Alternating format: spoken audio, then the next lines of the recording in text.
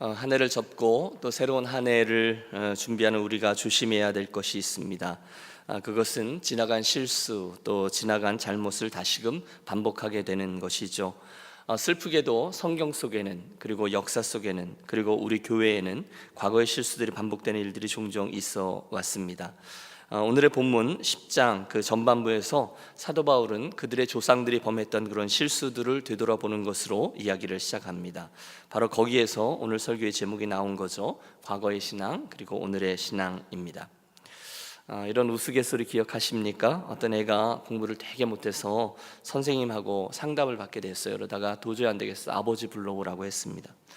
그래서 아버지가 왔어요. 그래서 선생님하고 한참 얘기를 하다가 그 담임 선생님이 역사를 가르치는 선생님이라는 것을 알게 된 아버지가 물었대요.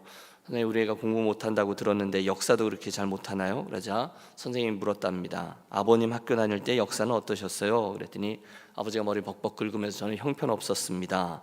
그때 선생님이 뭐라 그랬을까요? 역사는 반복되는 것입니다 라고 말했다는 거죠.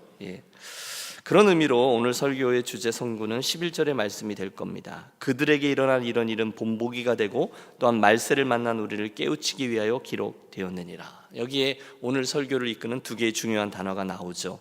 따라해 주십시오. 본보기, 두 번째는 깨우침입니다. 한마디로 하나님은 저와 여러분들에게 지나간 옛 사건과 또 하나님 경험들을 본보기로 그리고 깨우침을 통해 사용하라 이렇게 말씀하고 계신 거예요. 여러분, 오늘 본문을 보십시오. 1절부터 4절을 딱 열면 과거에 있었던 이스라엘의 하나님 경험들이 쭉 나열됩니다. 특별히 출애굽기 그리고 민수기에 있었던 일들인데 이스라엘 백성들은 이 이야기들을 너무너무 잘 알고 있었던 이야기들이에요. 한번 다시 보시죠. 형제들아, 나는 너희가 알지 못하기를 원하지 아니하노니. 그 다음부터 옛날에 있었던 일이에요. 우리 조상들이 다 구름 아래에 있고 바다 가운데로 지나고 모세에게 속하여 다 구름과 바다에서 세례를 받고 다 같은 신령한 음식을 먹으며 다 같은 신령한 음료를 마셨으니 이는 그들을 따르는 신령한 반석으로부터 마셨음에 그 반석은 곧 그리스도시라. 옛날 이스라엘은 430년간 애굽의 종노릇했습니다.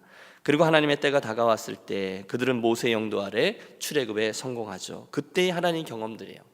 1절에 보면 가장 먼저 구름 아래 있었던 경험, 여러분 어떤 게 떠오르십니까? 광야 속에 이스라엘 백성들이 구름 아래 있었다. 뭐죠? 구름 기둥과 불 기둥입니다. 여러분 아시는데 좀 대답을 해주세요. 그렇죠? 광야 이스라엘 백성들이 얼마나 덥고 얼마나 추웠는지요. 그분의 구름 아래 보호받았던 것을 기억하라는 거예요. 그 다음은 바다 가운데로 지나면 뭐가 생각나세요? 홍해 사건 기억나죠? 그 역사적인 날 이스라엘 백성들은 그날 이후 단 한 번도 그들의 과거의 역사를 이야기하거나 신앙의 출처를 이야기할 때 이 홍해 도화 사건을 언급하지 않는 적이 없습니다. 너희는 가만히 서서 오늘날 너희 여호와께서 너희를 위해 행하시는 기적을 보라. 이런 경험들이 계속돼요. 2절에 보면 모세에게 속하여 다 구름과 바다에서 세례를 받고 홍해를 통해서 죽은 것 같이 되었다가 다시금 부활하는 그런 이야기죠. 세례 사건입니다. 3절에 보면 다 같은 신령한 식물을 먹으며 다 같은 신령한 음료를 마셨으니 반석에서 터져 나오는 물, 하늘에서 내린 만나 이야기입니다. 이런 것들은요 출애굽과 광야의 시대를 통해서 이스라엘 백성들이 체득한 하나님 이야기들입니다. 흥미로운 것은 하나님께서 이스라엘을 만지시고 다루신 것이 이런 축복들만은 아니었다는 거죠. 그들의 악함을 아시는 하나님, 때로는 그들에게 본보기로 허락하셨던 일들이 있어요. 5절과 6절입니다. 그러나입니다.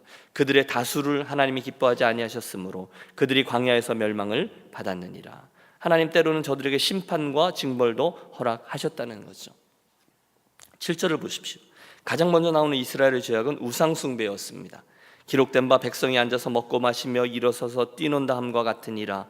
여러분 무슨 장면이 상상되시죠? 시내 산에서 금송아지를 만들고 또 불쌍해 그들에게 와서 불안해진 백성들이 아론을 선동해서 금송아지 만들고 이것이 우리를 애굽에서 인도해낸 신이다. 축제를 벌이며 금송아지를 섬기다가 끔찍한 심판을 받아요. 8절 저희 중에 어떤 이들이 가늠하다가 하루에 23,000명이 죽었나니 미디안 사람들이 다가와서 미인계를 써서 이스라엘로 하여금 큰 위기에 처하게 했던 일도 있습니다. 이 두 가지 우상 숭배 그리고 간음, 이것은 이스라엘 역사 속에 수없이 반복되었던 죄악이었습니다. 훗날 신약의 예수님은 이 간음 사건을, 우상 숭배 사건을 더 확대 해석합니다. 하나님보다 더 사랑하는 것은 무엇이든지 우상 숭배요 영적 간음이다 말씀하셨어요. 여러분 끝없어요. 9절 주를 시험하는 죄가 나옵니다.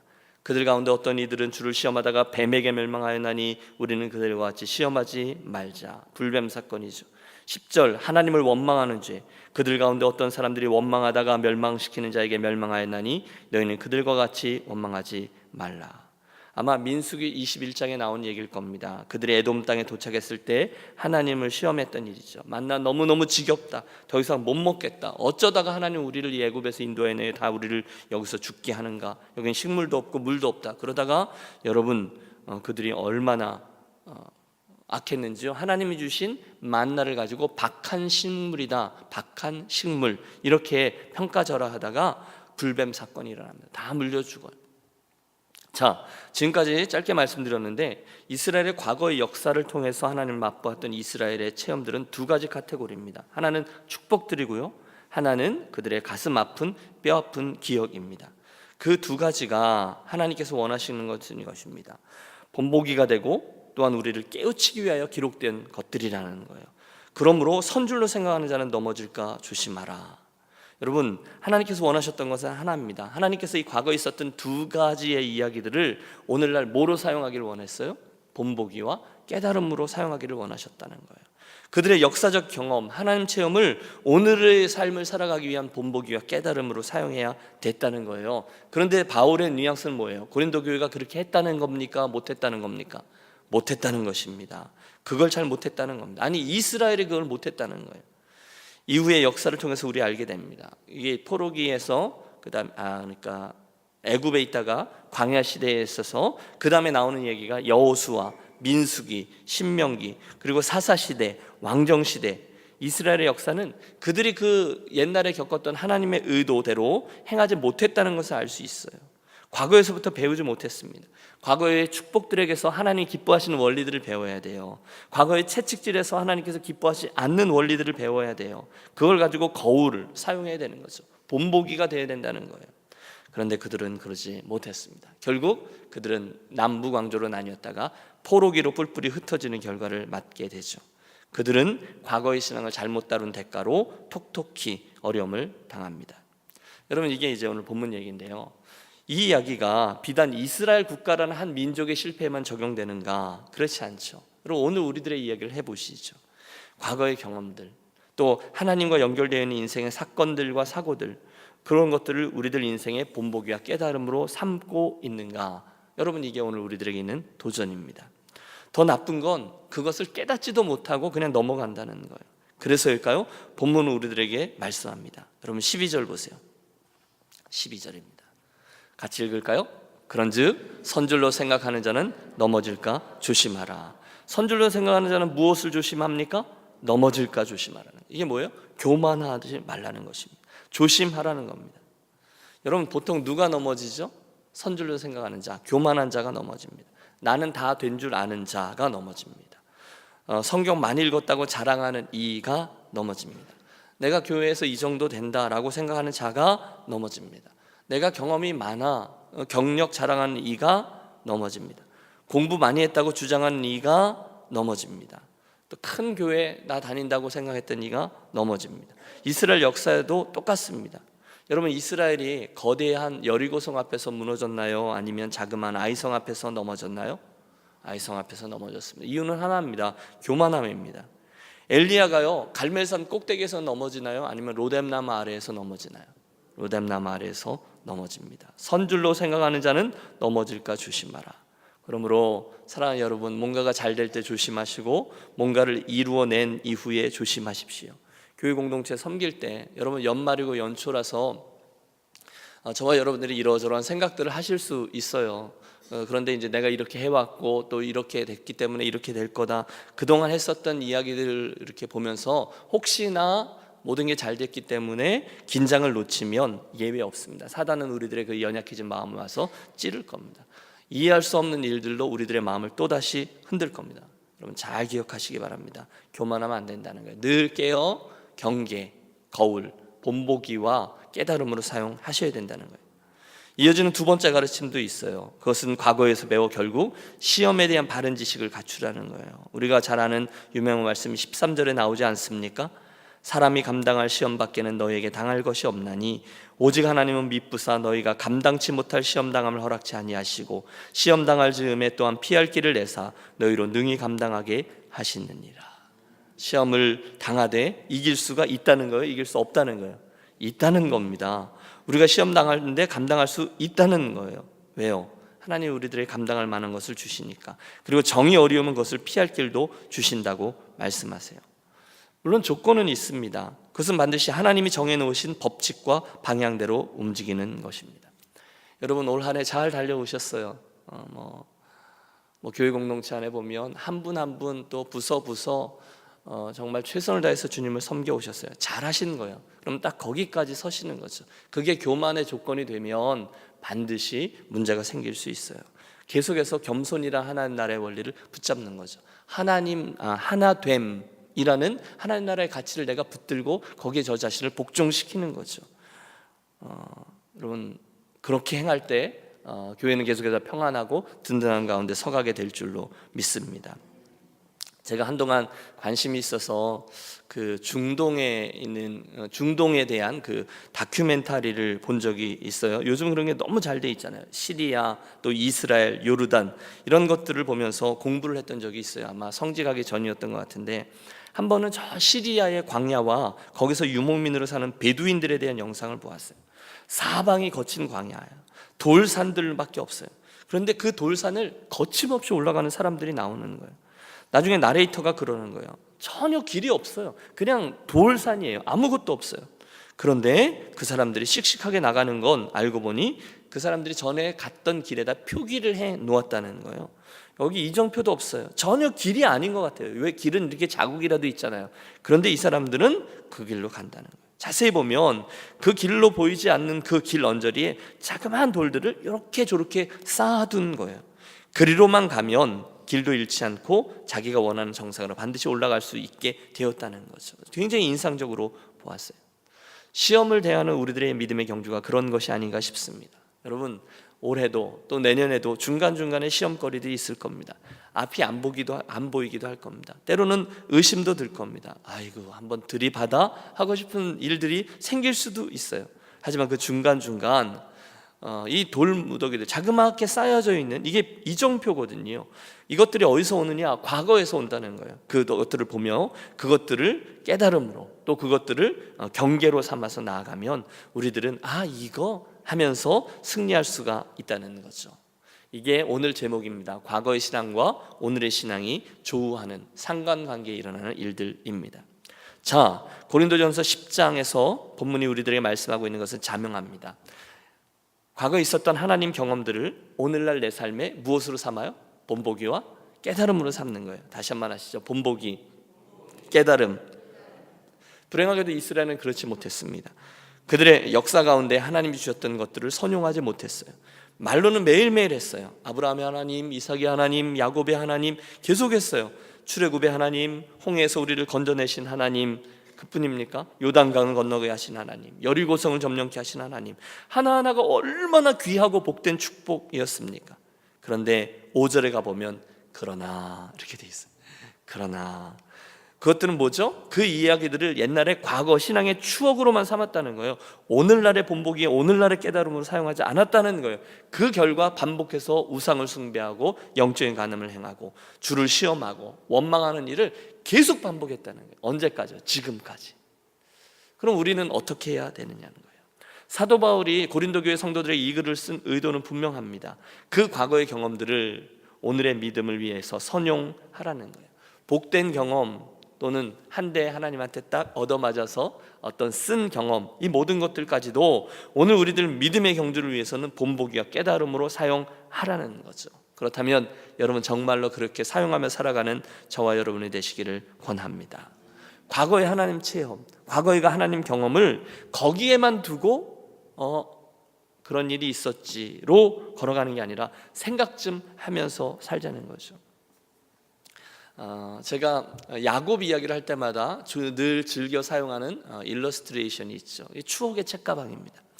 야곱이 아버지 이삭을 떠나 밧단 아람을 도망가다가 베델에서 하나님을 만나게 되죠. 마음속으로 큰 감동을 얻었을 거예요. 정말로 그의 인생에서 잊을 수 없는 경험입니다. 그 베델에서 하나님이 그 못된 야곱에게 너 이리 와 하고 혼내지 않으시고 그에게 먼저 다가가셔서 내가 너 사랑해 줄게, 너 용납해 줄게, 너 다시 이 땅으로 돌아오게 해줄게, 아니 내가 너와 함께 가줄게 라고 말씀하십니다. 야곱이 일어나죠. 언약의 증표로 돌무더기를 쌓고 하나님께 단을 쌓고 예배합니다. 이게 베델 경험이에요. 그럴싸해요. 여러분 그 얼마나 하나님께 감사했어요. 그가 하나님께 했던 약속을 기억하시죠? 11조의 언약을 세우잖아요. 하나님 제가 그렇게 잘 돌아오게 하신다면 제가 제 소득의 11조도 드리겠습니다. 문제는 저는 그 다음 장면이에요. 너무너무 아쉬운 거예요. 바단 아람에 갔어요. 뭐가 문제죠? 그 얼마 전에 베델에서 있었던 하나님 경험, 하나님과 같이 동행하는 삶, 하나님의 약속, 하나님의 보호하심, 이런 모든 것들이 바단 아람에서 사는 야곱에게 하나도 영향을 끼치지 못하고 있다는 거예요. 그는 여전히 그곳에서도 모사꾼으로 살았어요. 여전히 자기 힘과 능력으로 살아보려고 애를 썼어요. 이게 저는 추억의 책가방이라고 생각하는 거죠. 베델에서 만난 그 엄청난 하나님 경험을 책가방에다 넣고 집으로 가져와서 바단 아람에 왔지만 그 하나님이 거기 있다는 건 알지만 그 책가방을 저 방 구석에다 두고 오늘 내 삶과는 아무 상관없이 오늘 내 식대로 계속 살아가고 있었다는 거죠. 추억의 책가방. 오늘 우리들이 그럴 수 있지 않겠느냐라는 겁니다. 오늘 우리는 어떻게 행하고 있습니까? 저와 여러분은 하나님께 대해 어떻게 행하고 있습니까? 특별히 여러분 2018년이 지나고 2019년으로 가고 있어요. 2018년에 내가 경험했던 하나님의 이야기들을 우리 2019년에 어떻게 사용하게 되어집니까? 지난 30년 동안 또는 40년 동안 예수 믿으면서 저와 여러분이 경험했던 수많은 하나님의 은혜와 또는 하나님으로부터 알게 된 깨달음 또는 교회 경험들이 오늘 그곳에 있습니까? 아니면 이곳에 있습니까? 그래야 그것이 사도 바울의 권면이 그것입니다. 그 과거의 신앙과 오늘의 신앙이 조우되어야 된다는 거예요. 그게 두 가지 깨달음, 본보기입니다. 그날 이후에 시간이 많이 흘렀습니다. 고린도전서 이후에도 저와 여러분이 속한 세상과 역사와 인생 속에는 이스라엘 백성들이 겪었던 하나님에 대한 본보기와 깨달음들이 많이 있어 왔어요. 그러니까 2000년 전에 고린도 교회 성도들에게 야 너희들 그렇게 해라 라고 사도 바울이 권면했는데도 오늘까지도 많은 이들이 그렇게 살지 못하고 있다는 거예요. 많이 변했어요. 지중해 연안에 있었던 복음이 전 세상으로 퍼졌습니다. 로마가 무너졌어요. 기독교가 융성했고 타락했고 종교개혁이 있었고 위대한 선교의 세기가 열렸고 1차, 2차 세계대전, 한국전쟁, 그리고 이민, 비교적 근간에 일어난 911 사태들, 얼마 전에 우리가 두 눈으로 계속해서 목도해오는 수많은 자연재해들, 또 우리 유니온교회 공동체가 38년 동안 경험한 이야기들, 인생에 개인적으로 또는 공동체로 경험한 수많은 스토리들이 있었습니다. 문제는 뭐죠? 그 많은 것들을 오늘 우리가 어떻게 사용하고 있습니까? 사도 바울이 오늘 우리들에게 이야기하는 바는 그것입니다. 그것들을 나와 상관 있는 이야기로 삼아야 된다는 것이죠. 여러분, 우리 예수님이 어떻게 행하셨는지 아세요? 지금 이 이슈 말입니다. 예수님은 그게 과거의 일이냐 현재의 일이냐 시간의 이슈로 고민하지 않으셨어요. 대신에 주님은 그 일들을 늘 당신과 관계된 것으로 이해하고 적용하는 데 큰 관심을 기울이셨죠.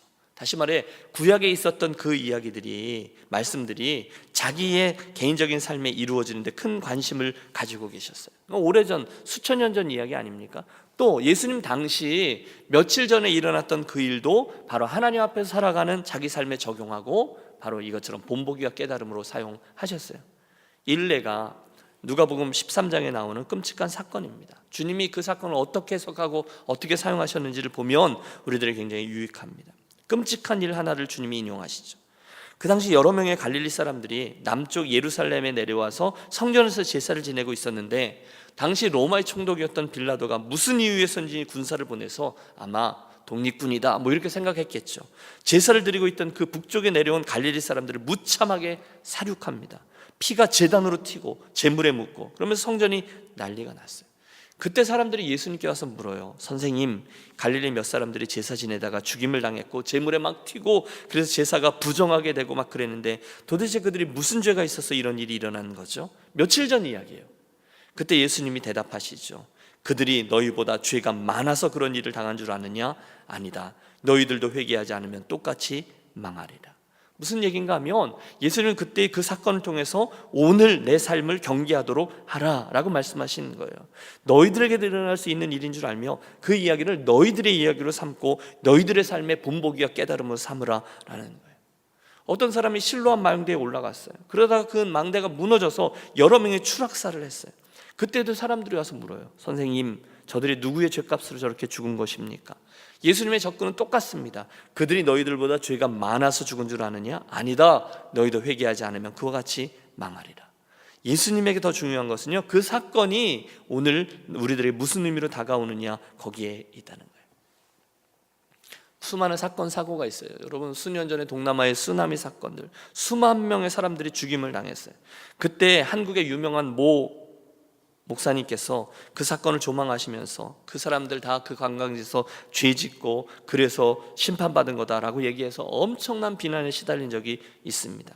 저는 분명히 믿습니다. 그 태도는 주님께서 기뻐하시는 일이 아닌 거죠. 그때 그리스도인인 우리가 먼저 해야 될 일은 섣불리 고통 중에 있던 사람들을 판단하고 정죄하고 그들 이야기를 하는 게 아니라 그 이야기들을 나의 본보기 위한 나의 깨달음으로 삼았어야 된다는 거죠. 그들이 죄를 많이 지었기 때문에 벌 받았고 나는 죄를 안 지었기 때문에 벌 안 받았다가 아니라 나도 빨리 회개하지 않으면 그런 일을 만나게 될 수도 있다라는 것을 기억하고 내 삶을 돌이켜 본보기와 깨달음으로 삼아야 된다는 것이 맞다는 거예요. 자, 결론입니다.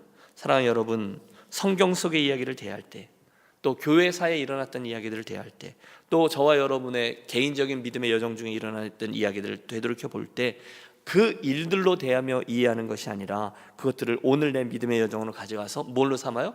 본보기와 깨달음으로 삼으시는 저와 여러분들이 되시기를 바랍니다. 주변에 일어나는 일들을 대할 때, 교회 공동체 안에 일어나는 일들을 대할 때에도 옛날에 있었던 어떤 사건들과 그 일들을 본보기로 거울로 삼는 거예요. 다른 분에게 일어난 어려운 일들도 내 믿음의 길에 일어날 수 있는 그런 거울로, 경고로, 깨달음으로 삼는 거예요.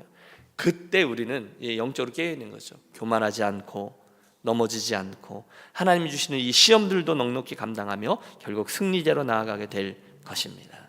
바라기는 저와 여러분의 남겨져 있는 인생, 또 특별히 내년도 새롭게 여는 한 챕터가 과거의 이야기들은 과거 이야기들로 내버려 두는 게 아니라 오늘로 가지고 와서 오늘의 이야기들과 이렇게 연결하는, 이게 통전적이라는 접근이잖아요. 그것과 오늘이 같이 이어지는, 그래서 과거의 신앙과 오늘의 신앙이 늘 대화하며 믿음의 길을 성숙하게 이끌어가는 우리 모두가 되시기를 축복합니다.